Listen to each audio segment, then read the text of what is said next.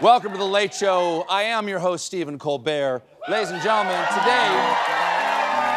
today marks the 5th week of Trump's second presidency, and it is clear, even at this point, even at this early stage, it is clear that he is hell-bent on dismantling our federal government and ending our 80-year-long Western alliance. But on the bright side, these people clearly don't have a clue what the they're doing.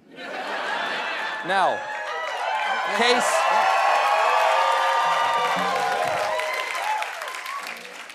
case in this recent Elon Musk email he sent out on Saturday demanding that federal employees tell him 5 things they did last week or they'd be fired. Employees were... That's what they said. Employees were not thrilled, leading some to respond with very rude emails listing fake, vulgar accomplishments, even sending links to graphic images of sex and scatological content. Now, yes, good for them. Now, if there's anyone out there who don't know what scatological means, bitter-de-boop-bop, beep-bop, shitter-de-beep-bop, that's poop. Now, this email. Yeah, you didn't know I could do that, I got you. It's nice, scatty. Yeah. This email created chaos throughout our government. Some agencies, like the FBI, told their employees just to ignore it. Others, like the VA, demanded that employees respond. At HHS, employees were told they could respond if they wanted to, but should assume that what they write will be read by malign foreign actors. What? Russell Brand's gonna get these? Yesterday, with a midnight deadline approaching, the Office of Personnel Management told HR leaders that responding to Musk is voluntary. Okay, there's clear guidance. Federal workers don't have to respond. Except at the same time, Trump was saying this. The last email that was sent where he wanted to know what you did this week. If you don't answer, like you're sort of semi-fired or you're fired. Semi-fired or you're fired. That's a boss anyone would want to work for. Kristen, you're semi-fired. Put half your stuff in a box and get out of here. Then come back after lunch because you're a semi-valued part of this team. So if that's not semi-confusing enough, Elon totally unclarified it more, tweeting about the employees, subject to the discretion of the president, they will be given another chance. Failure to respond a second time will result in termination.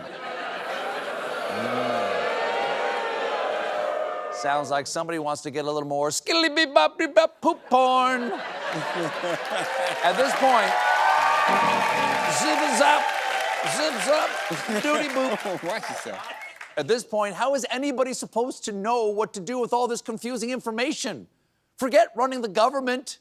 These clowns couldn't get 10 bridesmaids to a paint and sip. Who on earth could possibly spin this pile of steaming garbage into a pile of steaming gold? That plum assignment falls to White House Press Secretary Caroline Leavitt, seen here telling you that you're not tri-delt material.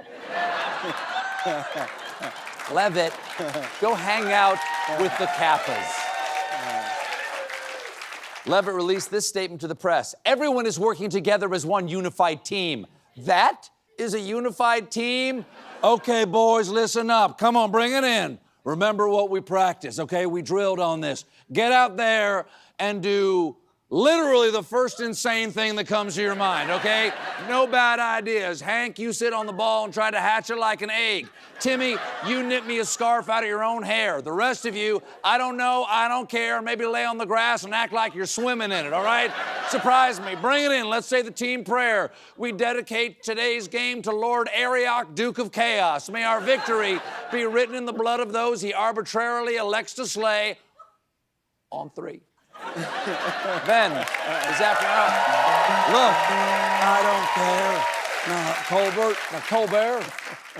This afternoon, a reporter asked Trump to clarify, once and for all, whether answering the email was voluntary or mandatory. It's somewhat voluntary, but it's also if you don't answer, I guess you get fired. That answer?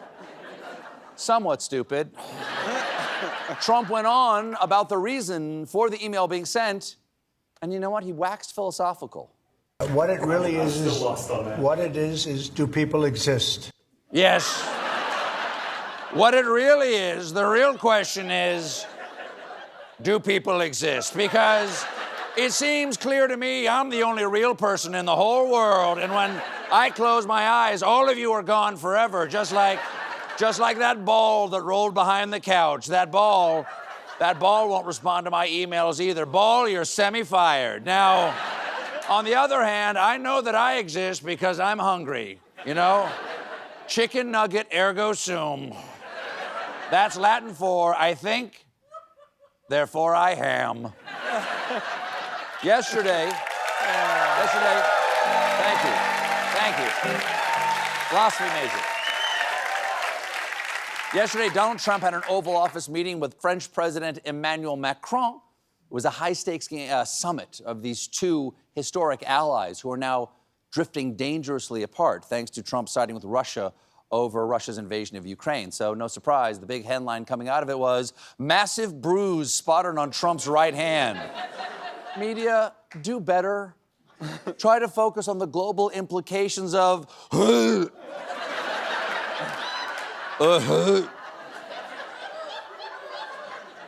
black and sacre bleu. It looks like he's stuffed with day-old guacamole. Okay, that's enough about the bruise. Let's talk about the substance of the meeting. They also had a weird handshake. First, there was this crazy attempt at something. Then there was this thing where Trump keeps grabbing Macron's leg, and Macron keeps trying to shove him off. Eventually, they had to clear the room when Trump established dominance by expressing his anal glands. It was a mess. Oh, wow. Oh, my. Thank God everything in there is Scotch-guarded. Now, there was also a really big moment where Trump tried to lie about Europe loaning money to Ukraine rather than granting them the money, and Macron was not having it. Again, just so you understand, Europe is loaning the money to Ukraine. They get their money back. No, in fact, to be frank, we paid 60% of the total effort, and it was through, like the US, loans, guarantee, grants, and we provided real money, to be clear. Oh, that has...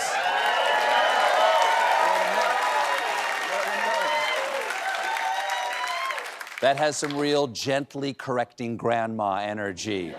No, Mama, remember, Nurse Maria helps you. We found the earrings you were missing in your nightstand, so let's take our hand off the fire alarm, okay?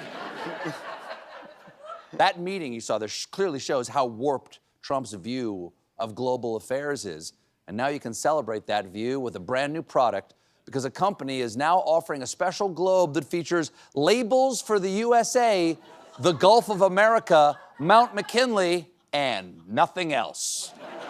Not only that, it comes with a bonus you won't find in your outdated accurate globes because this one has an extra Great Lake. Wow. Tucked it up there. Wow. Or there. At least that's what it looks like. It might be where they moved the old Gulf of Mexico. We're not sure at this point. If you're planning on buying one of these, keep in mind currently they only ship within the United States.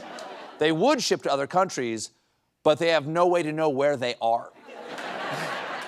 The company offers another product called the USA Patriotic Globe, featuring a massive United States of America that takes up almost the entire hemisphere, which they boast is a conversation starter.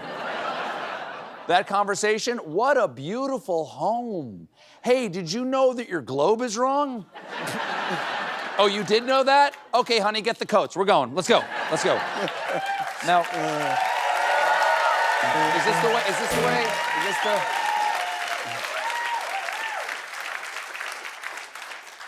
At this point, I'm sure you're asking, Steve, how much money am I allowed to spend on a super wrong globe? $100? $250? No. These globes could be yours for just $249.99. But in Canadian dollars, that's, sorry, Canada doesn't exist. Now, if that sounds expensive to you, it is.